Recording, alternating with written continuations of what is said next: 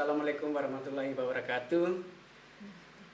Jadi pada malam hari ini kita berkumpul di sini di tempat podcast Lambau Top RW 08. Jadi tempat ini adalah tempat kita mencari informasi dan juga tempat untuk berbagi cerita.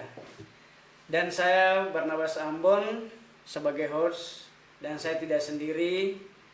Dan ada Bu Dian yang menemani saya pada malam hari ini. Selamat malam, Bu. Selamat malam, Pak Ambon. Bagaimana kabarnya nih? Alhamdulillah, luar biasa. Luar biasa, nggih. Jadi, Bu, ini episode kedua untuk podcast Lambau Talk ini. Jadi di sini nanti kita banyak berbagi cerita, terutama nanti kami menggali informasi dari panjenengan terkait dengan tugas sebagai kepala kelurahan Randu Acir. Itu sejak tahun berapa gitu? Desember, 1 Desember 2021. 2021. Berarti kurang lebih 3 tahun 9 bulan. 9 bulan. Oke. Sebelum kita melanjutkan diskusi kita, alangkah baiknya memperkenalkan diri dulu nih, supaya nanti para pendengar, para sahabat Lambau Talk ini kenal siapa Bu Dian yang sebenarnya. Monggo waktu dan tempat saya persilakan. Baik, bismillahirrahmanirrahim. Assalamualaikum warahmatullahi wabarakatuh. Waalaikumsalam warahmatullahi wabarakatuh. Saya Dian Widina Fisa. Saya menjabat sebagai Lurah Randu Acir terhitung sejak Desember 2021 hingga September 2025. Tapi malam hari ini spesial karena saya ditemani 2 skuad PKK. Ada Bu Ketua RW 8 yang banyak prestasinya, dan ada Bu RT juga yang pegiat UMKM juga. Nah, luar biasa ya, Bu. Yeah. Baik, terkait dengan pendidikan, Bu. Jadi mulai dari SD, SMP, SMA itu di Salatiga. Iya, sampai dengan SMA saya di Salatiga. Salatiga. SD saya di Sidorojolor 03 karena rumah saya ada di Bacaan Tengah di Sidorojolor. Terus kemudian di SMP saya SMP Negeri 1 Salatiga tahun 98 hingga 2001. Lalu SMA 2001 hingga 2004 saya di SMA 1 Salatiga. SMA 1. Ya. Nah, biasanya dari SMP 1 itu kebanyakan larinya ke SMA 1. Iya, betul. Itu artinya pada saat zamannya jenengan itu SMA 1 menjadi sekolah favorit ya. Iya, betul. Apa dulu namanya? Sekolah rancangan RSB itu ya? Berbasis internasional. Oh, saya nggak ngalamin yang itu, nggak Pak Ambon. mengalami. Nggak, karena dulu belum ada sistem zonasi seperti sekarang kan. Dulu pasti pakai passing grade ya, masih pakai nilai. Pasti pakai nilai dulu. Makanya dari SMP 1 itu kan banyak ke SMA 1 karena memang dari segi prestasinya luar biasa. Iya. Baik, pada saat kuliah, jadi setelah tamat SMA itu jenengan langsung memilih STPDN atau pernah tes ke perguruan yang lain? Sebenarnya cita-cita tuh pengen kuliah matematika. Oh, matematika. Karena suka sama hitung-hitungan Pak Ambon. Siap. Tapi kodarullah karena orang tua nggak mampu biayain biaya kuliah. Lalu gimana caranya berusaha ikhtiar cari sekolah gratisan nih Pak Ambon. Sekolah gratisan. Iya. Lalu daftar ke STIS, kodarullah tes pertama gagal. Daftar STPDN itu ada 4 tahap kalau nggak salah ingat.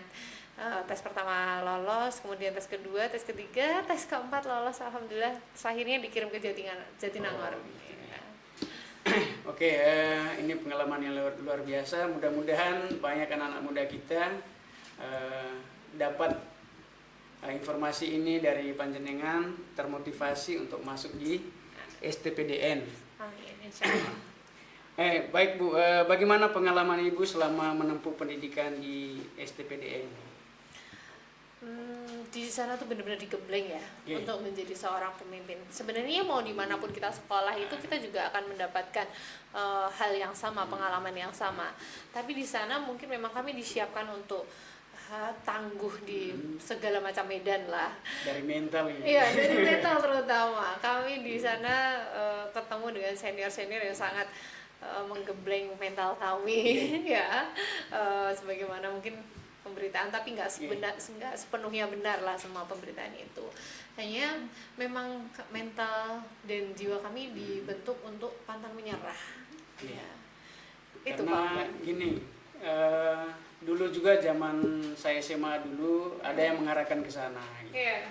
Cuman karena kita dengar informasi bahwa di IPDN dulu namanya, IPDN itu banyak kekerasan dari senior ke juniornya. Nah terkait dengan hal itu, Budian pernah mengalami itu nggak? Enggak, malah di sana itu perempuan sangat dimuliakan ya menurut sangat saya ya. dimuliakan. Nggak pernah kami dapat fisik seperti itu, nggak ada lah. Berarti mulai angkatan jenengan gini sudah Ya, yang sedikit. namanya sebuah institusi pasti berproses ya, apapun itu semua berproses, dan tentu gemblengan yang diberikan oleh senior itu untuk lebih menguatkan mental kita, sehingga ketika sekarang mungkin merasakan nikmatnya itu ketika bekerja. Kita sudah biasa menghadapi sudah orang, terbiasa gitu. bagaimana kami yang ditanamkan untuk respect kepada orang lain, sehingga orang lain juga memberikan respect ke kita. Oke, luar biasa Bu. Nah, terus terkait dengan itu, tantangan terbesar yang Ibu hadapi selama berada di IPDN? Tantangan terbesar mungkin menyesuaikan diri dengan berbagai macam kultur yang datang dari berbagai daerah ya. Karena kan teman-teman ini seluruh Indonesia nih Pak Ambon, dari Sabang sampai Merauke. Bahkan dulu ketika kuliah di sana saya malah dikira saya bukan orang Jawa, karena saking seringnya main sama anak-anak Papua, anak-anak Aceh gitu. Seringkali saya dipanggilnya Mace malah. Mace. Tahu lah kalau panggilan. Kalau Mace itu kan panggilan untuk perempuan. Iya, untuk perempuan Papua kan, Mace gitu. Luar biasa. Mungkin tantangannya itu ya, bagaimana kita bisa menyelaraskan budaya kita dengan budaya yang dibawa oleh teman-teman kita di daerah masing-masing. Jadi itu mungkin bagi kami yang hanya mendengarkan informasi itu kan ada rasa takut gitu. Jangan sampai nanti masuk ke sana kita juga mengalami kekerasan seperti itu dari senior. Ternyata kalau kita masuk di dalamnya tidak seheboh berita di luar gitu. Iya, betul. Oke. Baik Bu, mungkin Ibu Dian bisa menceritakan tahap demi tahap ya, terkait dengan jabatan yang pernah Ibu duduki selama menjadi lurah. Apakah dari posisi apa dulu sebelum jadi lurah itu di Kota Salatiga?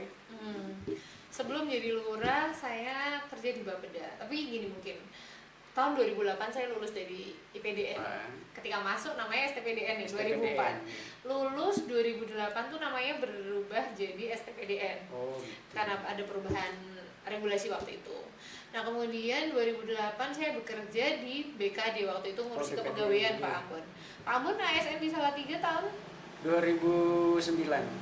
Saya waktu itu berarti masih di BKD. Oh, di BKD. Iya, mungkin kalau tidak salah dulu itu Bu Rini atau iya, betul. Bu Rini. Betul, saya satu kantor sama Bu Rini, sama Bu Zuli mungkin kenal ya.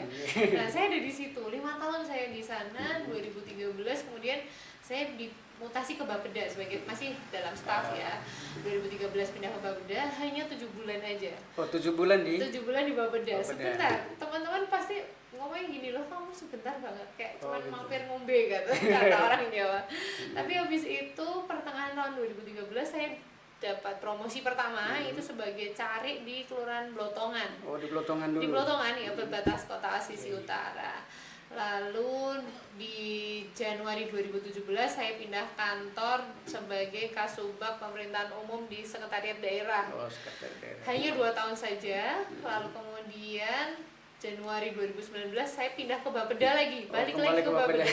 Kembali ke Bapeda selama 3,5 tahun. Lalu per 1 Desember 2021 saya pindah sebagai lurah Randuacir. Sampai dengan September inilah. Ini saat-saat terakhir di Randuacir. Ini pertemuan terakhir sebagai lurah. Okay. Baik Bu Dian, jadi pertanyaan berikutnya terkait dengan momen paling berkesan nih, atau membanggakan dalam perjalanan karir Ibu Dian selama jadi lurah di Randuacir. Mungkin ketika bersama-sama dengan kader PKK, dengan masyarakat, akhirnya bisa mendapatkan prestasi yang luar biasa, menjadi kelurahan terbaik pertama di Jawa Tengah untuk pengelolaan kelurahan cantik di tahun 2024, yang kemudian masuk kompetisi 25 besar nasional. Sayangnya kompetisinya nggak dilanjutin karena ada efisiensi anggaran waktu itu, Pak Ambon. Gitu. Jadi kami sudah masuk ke nominasi nasional, masuk 25 besar nasional, kemudian di awal tahun 2025 ini kompetisinya nggak dilanjutkan.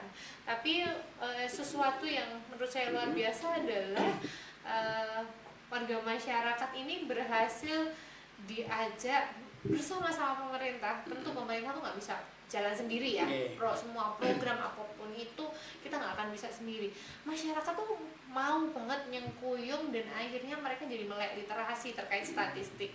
Oh, pentingnya statistik itu apa, akhirnya mereka tahu, paham. Dan hebatnya lagi kader-kader PKK-nya Randu Acir ini luar biasa, Pak Ambon. Yang kadang bapaknya yang protes, kok istriku ngerjain data terus untuk apa gitu. Ternyata ada manfaatnya. Ada manfaatnya. Ya. Dan memang menjadi sebuah tantangan tersendiri nih ketika terutama para istri itu biasanya. Jadi misalnya ketua RW 8 itu kemarin menyatakan begini dengan ketua-ketua RT itu. Kalau saya andainya nanti saya itu terpilih lagi, mending saya pindah rumah gitu. Untuk masuk di periode yang kedua gitu. Oh gitu. Karena gini, dari warga itu kan sangat berharap Pak Angkoso itu nanti menjadi 2 periode menjadi ketua RW 08 itu. Tapi kan masih lama masa habisnya kan. Tapi mungkin karena kinerjanya yang baik, jadi ada harapan dari masyarakat gitu. itu. Jadi perpanjangan. Perpanjangan. Ya, setuju. Lanjutkan. Cuman memang yang menjadi permasalahan itu ya para istri biasanya yang sering ngomel itu. Ya bukan hanya istri ketua RW gitu. Ketua RT juga begitu. Istrinya Pak Ambon juga? Iya, istri saya juga protes itu. Karena bagaimanapun karena benturan dengan pekerjaan gitu. Kerja di pabrik itu biasanya kan kadang masuk malam, kadang pagi, itu mungkin cukup melelahkan. Sebenarnya kami juga berupaya untuk tidak memberatkan para ketua RT ketua PKK RT dan RW. Kami berupaya untuk membuat sebuah sistem yang membuat biar ibu-ibu PKK ini lebih ringan lah, karena data yang mereka kerjakan itu ternyata sangat bermanfaat. Ini biar Bu RW bersemangat jadi periode kedua. Karena sebenarnya dari datanya PKK inilah kami merujuk perencanaan pembangunan di kelurahan itu berdasarkan data valid yang mereka berikan gitu. Sehingga ketika dalam membuat sebuah kebijakan, membuat perencanaan pembangunan, itu kami melihat lagi tepat nggak sih kalau kita berikan sasaran pembangunan di lokasi ini, di titik ini, seperti itu Pak Ambon. Semuanya dasarnya dari laporan dari bawah. Iya, betul, laporan dari bawah. Karena kami tahu kalau kami minta laporan ke Pak RT, Pak RW, pasti mereka ngerjainnya nggak secepat ibu-ibu gitu loh. Kalau ibu-ibu sebulan sekali kumpulan kan, bapak-bapak kan kadang-kadang kumpulan, kadang-kadang juga enggak ya. Luar biasa ibu-ibu itu. Iya, betul. Baik, kemudian saya sekarang bertanya terkait dengan kepemimpinan dan inovasi. Jadi sebagai seorang lurah perempuan, apakah ibu pernah menghadapi tantangan gender di Kelurahan Randu Acir? Tantangan gender mungkin lebih karena saya seorang ibu. Harus membagi waktu, pikiran dan tenaga untuk membagi antara rumah dengan kantor. Iya, betul. Alhamdulillah karena suami saya sangat support, jadi kami bergantian untuk misalkan gini, kayak malam ini harus podcast gitu ya, suami yang bawa anak-anak gitu. Terus kadang-kadang ketika saya harus hadir di tengah-tengah masyarakat untuk menyelesaikan sebuah permasalahan atau mungkin menjadi fasilitator, dia mengantar, padahal waktu itu harusnya anak saya belajar karena besok tes atau harus mendampingi anak belajar, ya kami bergantian peran lah. Harus bisa, saya sendiri harus bisa ngatur waktu. Jadi misalkan harus malam ke Randu Aceh, sore saya harus ngatur waktu sama anak saya, jaga moodnya dia biar dia mau belajar lebih awal, kayak gitu. Tantangan gendernya mungkin itu mungkin ya Pak Bon. Karena antara pekerjaan rumah dengan pekerjaan kantor jadi tantangan. Iya, betul. Oke Bu, itu terkait dengan tantangan gender ya. Terus terkait dengan inovasi atau program unggulan yang pernah diterapkan di Kelurahan Randu Aceh. Apa ya inovasi ya? Pernah menerapkan sedekah susu untuk mengatasi stunting. Karena Randu Aceh kan unggulannya susu. Oh, siap. Kemudian kami mengajak para petani. Meskipun tidak seluruh wilayah menerapkan itu, tapi ada yang masih berjalan.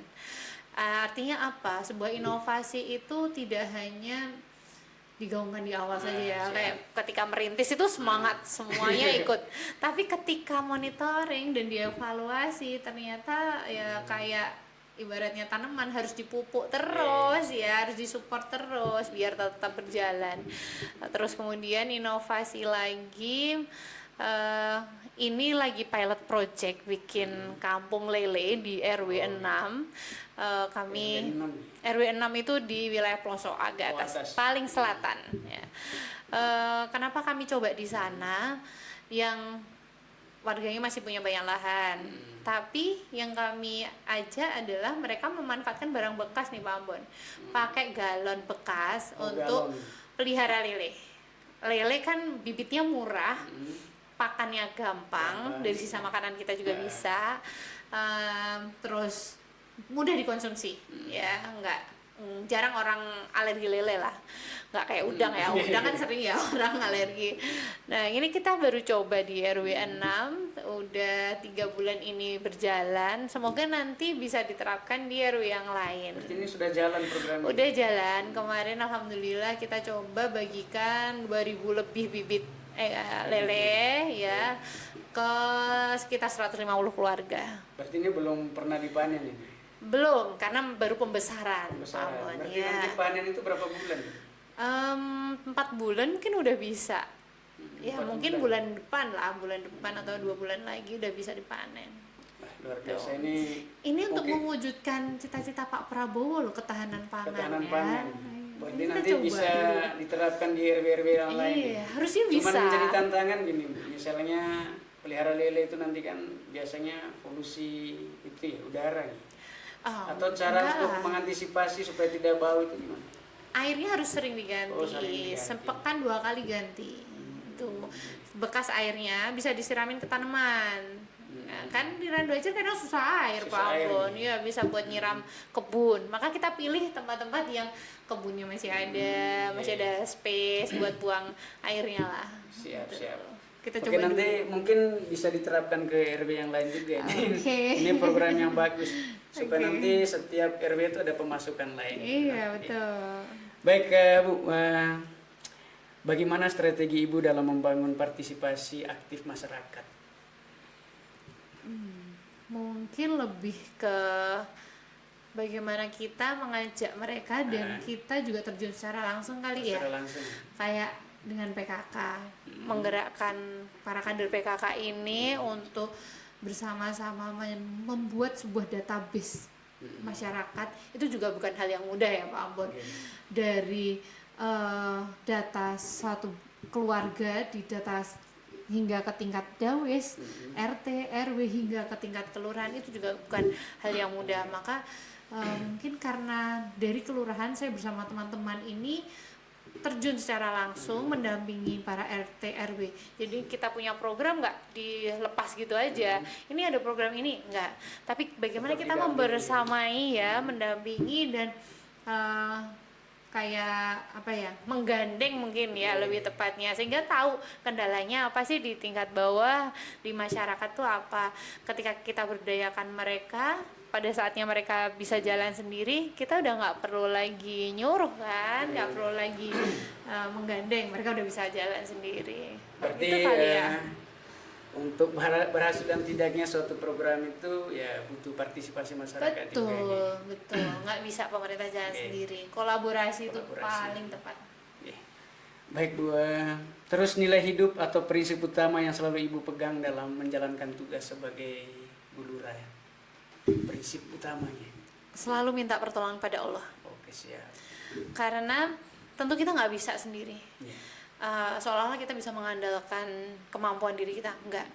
Semua yang kita akan lakukan itu karena kemurahan Allah, karena kebaikan Allah yang membuat kita tuh mudah untuk melakukan banyak hal, sehingga kita dimampukan untuk bisa menyelesaikan setiap permasalahan, kita dimudahkan dalam menghadapi setiap tantangan, kemudian kita dimudahkan diberikan jalan, dan seperti kita diberikan semangat, spirit ya, dipertemukan dengan orang-orang baik, dipertemukan dengan orang-orang yang penuh semangat, itu juga sebuah karunia dari Allah loh. Maka prinsip hidup minta pertolongan sama Allah. Jadi memang begitu cara Tuhan untuk menjawab segala doa kita gitu. Pasti kita akan menemukan dengan orang-orang yang baik juga untuk membantu kita dalam berkarir gitu. Betul. Baik Bu, terkait dengan sosok penting dalam karirnya Ibu Dian sekarang, kira-kira siapa? Selain suami lah, mungkin teman kantor atau gimana? Orang tua nggak termasuk ya? Iya termasuk. Oke. Yang pertama jelas orang tua. Siap. Ibu saya yang senantiasa mendoakan ibu, bapak lah.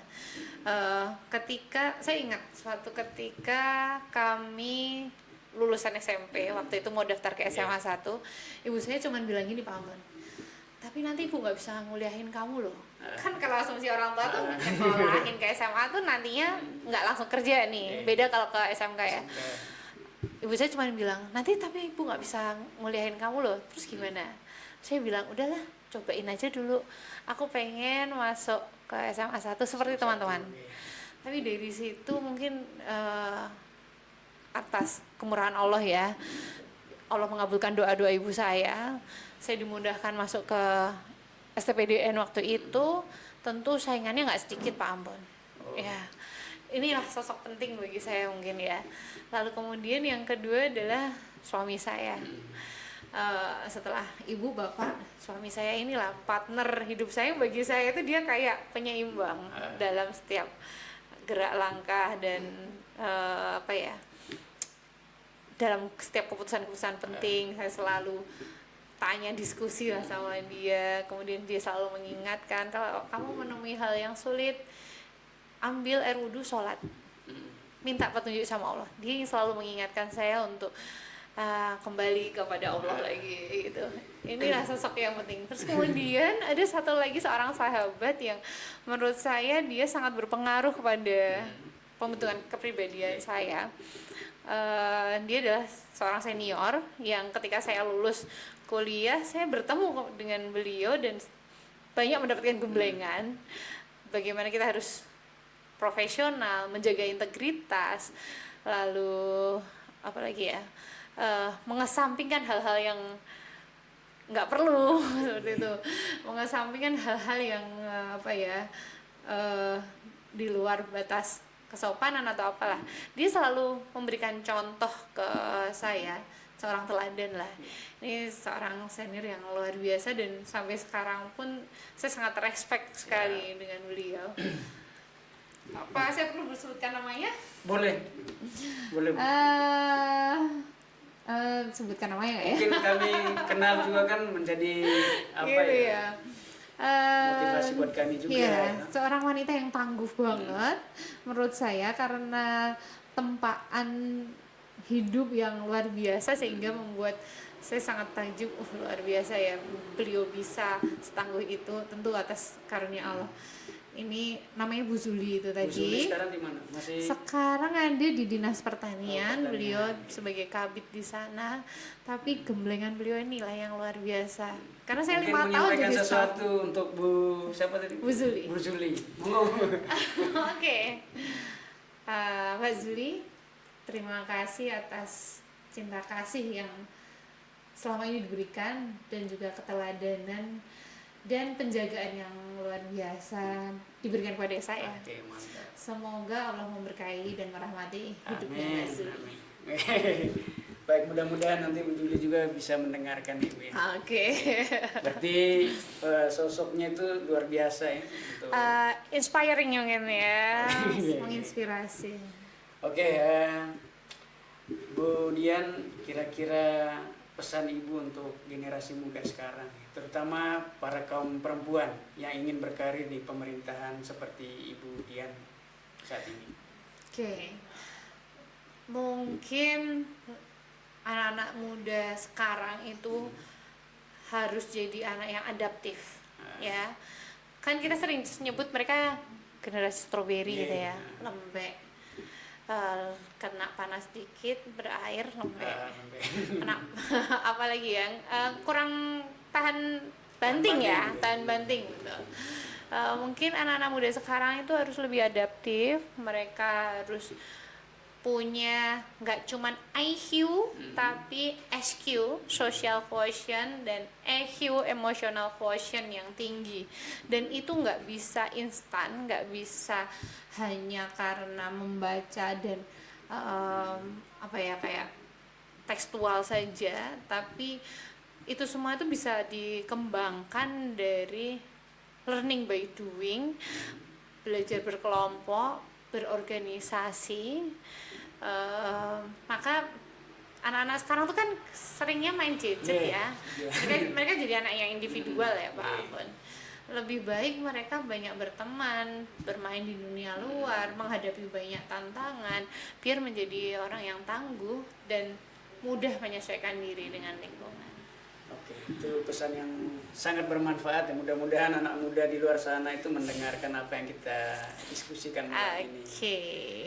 Baik Bu Dian, kami beberapa minggu yang lalu itu kan dengar bahwa ada yang namanya award tingkat nasional.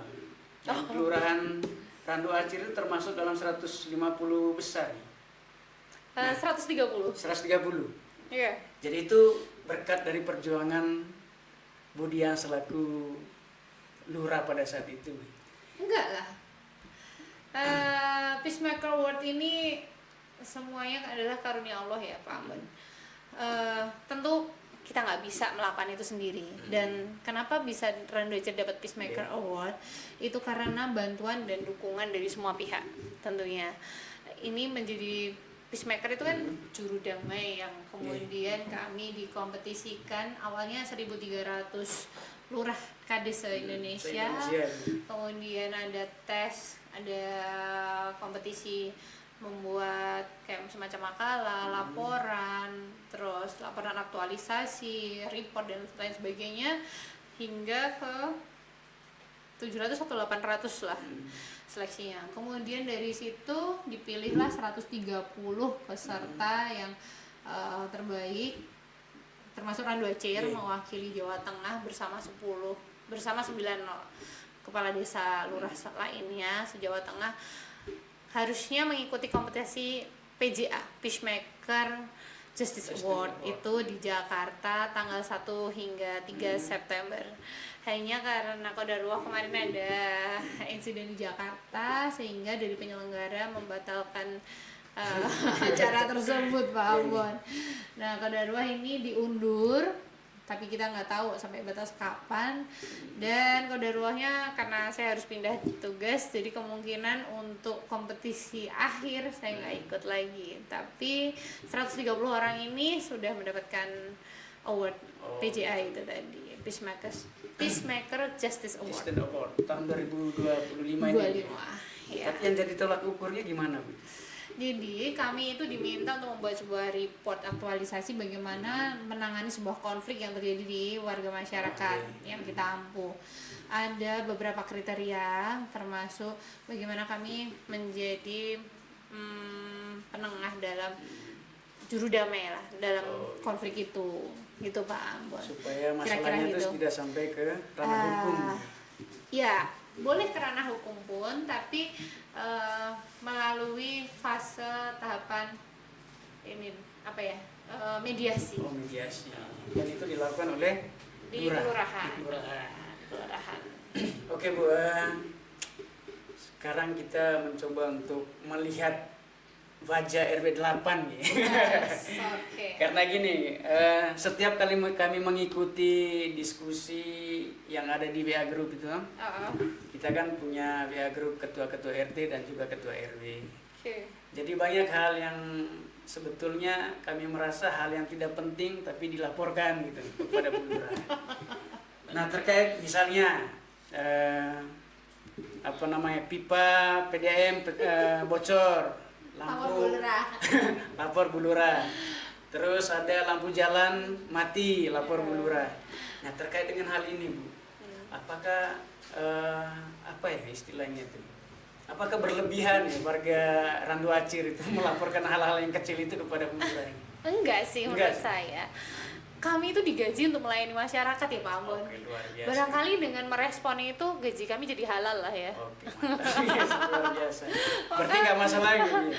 Nggak masalah, karena tugas kami kan menjembatani antara warga masyarakat dengan dinas terkait. Kayak misalkan contoh yang paling sering apa? Bu, ranting pohon ini sepertinya membahayakan. Ya, sering banget. Menurut kacamata kita kayaknya enggak, masih baik-baik aja gitu. Tapi kacamata masyarakat kadang kan, Bu, ini udah waktunya ditebang deh kayaknya. Lah udahlah, kami tinggal forward berita dari warga, kami kirimkan ke dinas terkait. Hanya sebatas menjembatani itu saja. Iya. Kalau yang kami bisa eksekusi sendiri, kami eksekusi. Tapi kan seringnya itu nggak kewenangan kami. Kayak lampu PJU mati gitu kan, lapor, Bu Lurah lampunya udah lama mati gitu. Warga itu kan butuh ya betul. Warga itu kan cuma butuh solusi kan Pak Ambon. Oke, ya kirimkan Sherlock, nanti kami laporkan. Dan kami forward aja ke dinas terkait. Kami tinggal bilang tolong ya nanti dicek.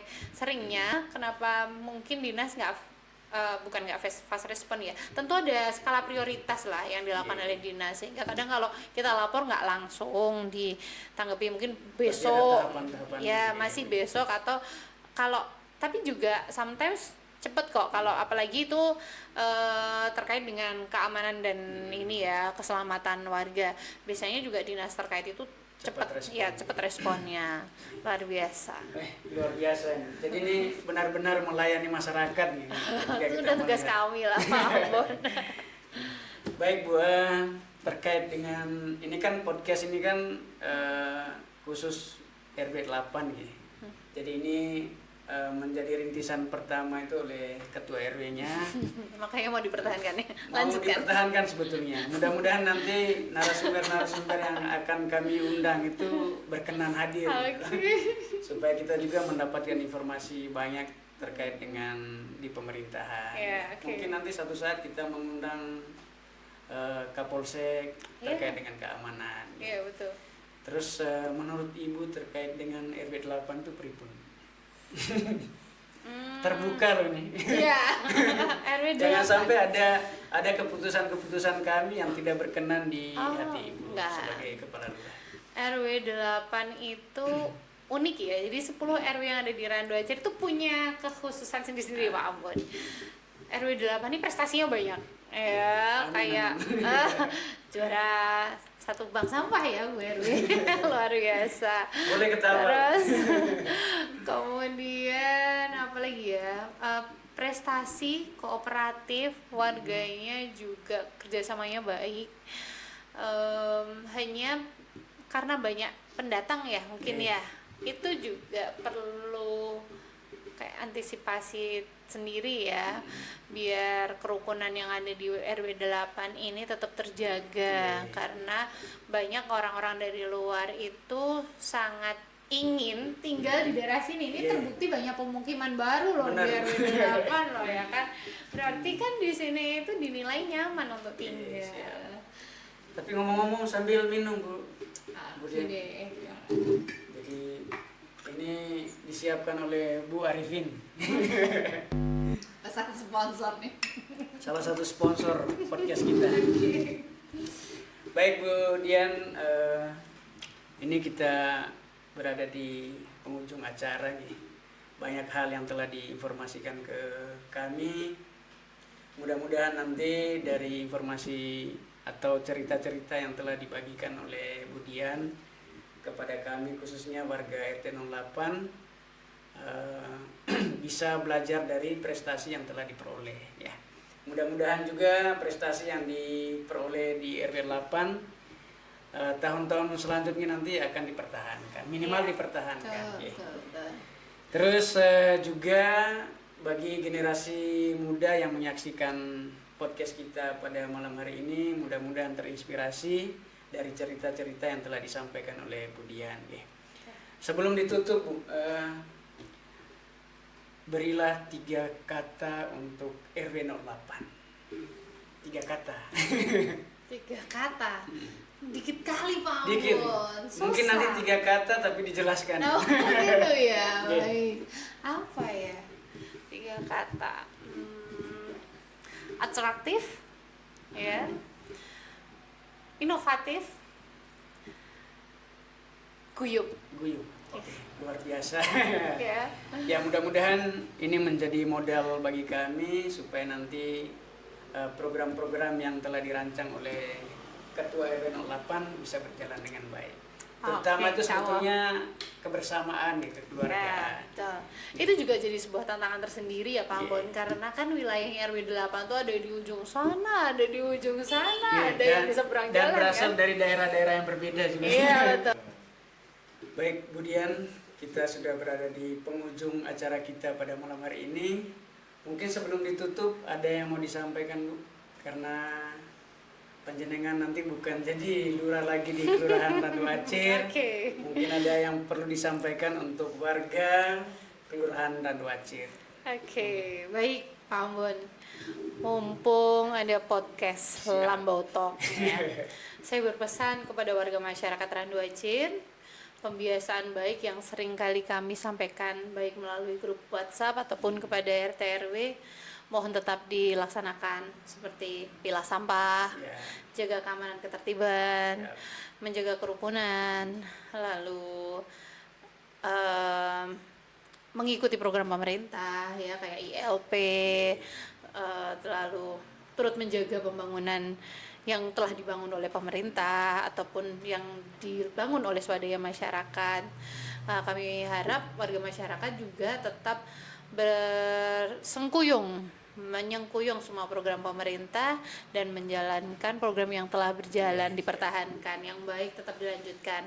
Dan barangkali ketika kemarin saya menjabat sebagai lurah di Randu Acir selama 3 tahun 9 bulan, tentu banyak kekurangan dan kesalahan, kekhilafan, mungkin tutur kata ataupun sikap perbuatan saya yang tidak berkenan di hati masyarakat Randu Acir. Saya secara pribadi dan keluarga mohon maaf yang sebesar-besarnya. Semoga keridhaan warga masyarakat Randu Acir memberikan maaf mendapatkan pahala di sisi Allah, yang semoga maaf yang diberikan ini bisa meringankan hisab saya sebagai seorang hamba di hadapan Allah Ta'ala.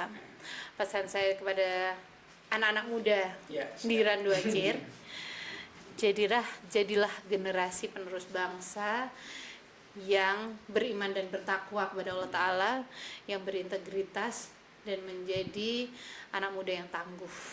Amin. Ya. Itu saja Pak Ambon. Oke, terima kasih Bu Lurah. Oh iya, buat ibu-ibu PKK. Buat ibu-ibu ya, yang luar biasa. Ini karena ada ibu-ibu PKK yang turut hadir di dalam podcast ini, biar nanti disampaikan kepada ibu-ibu PKK yang lainnya. Ini pesan Bu. Prestasi yang udah dicapai selama ini baik oleh Kelurahan Randu Acir ataupun di tiap RW mohon dipertahankan dan dilanjutkan. Seharusnya setelah ini bisa lebih tinggi lagi prestasinya, dan mari bergandengan tangan, karena tanpa sengkuyung dari ibu-ibu PKK tentu Randu Acir nggak bisa semaju ini untuk di berbagai kejuaraan ya dan prestasi. Itu saja. Oke, terima kasih Bu Dian atas waktu yang telah telah kami sediakan dan jenengan hadir, sangat luar biasa. Itu bagian dari pelayanan jenengan nih. Dan juga saya sebagai warga RW 08 sekaligus sebagai warga Kelurahan Randu Acir, kami juga mengucapkan terima kasih atas segala pelayanan panjenengan selama menjadi lurah di Randu Acir. Dan kami juga mohon maaf apabila kami sebagai warga ada tingkah laku, tutur kata yang tidak berkenan di hati, kami mohon maaf gitu. Sama-sama. Ya. Jadi saya secara pribadi juga menyampaikan bahwa khusus untuk Budian ini, karena sebentar lagi akan meninggalkan Kelurahan Randu Acir. Jadi anywhere, anytime, you always in my heart. Wah, ngeri. Jadi kami selalu merindukan kehadiran panjenengan di Randu Acir.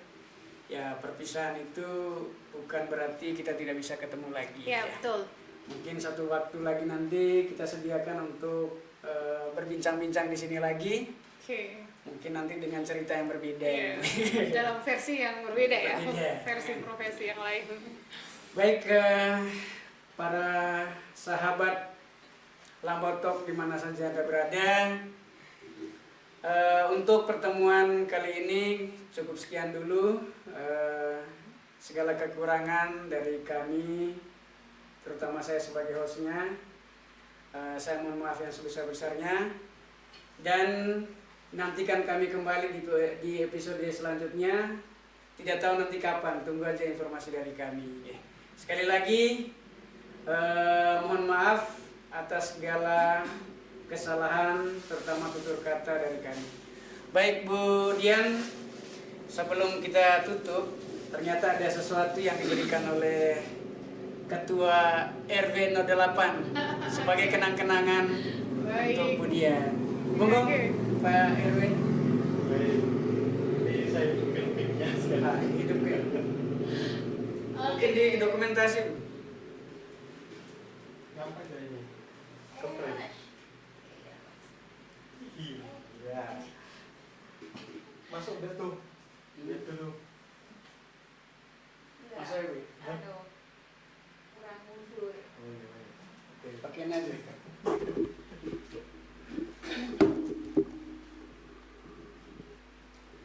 Oke.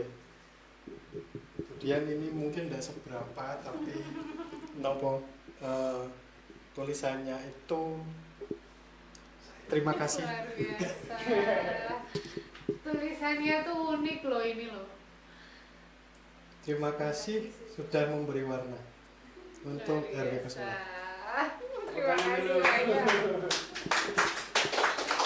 Luar biasa banget. Terima kasih juga. Dan saya sangat bersyukur kepada Allah. Ini kedengaran nggak ya? Dengaran. Sebenarnya hal yang mungkin sangat saya syukuri, Allah mentakdirkan saya pernah hadir di Randu Acir.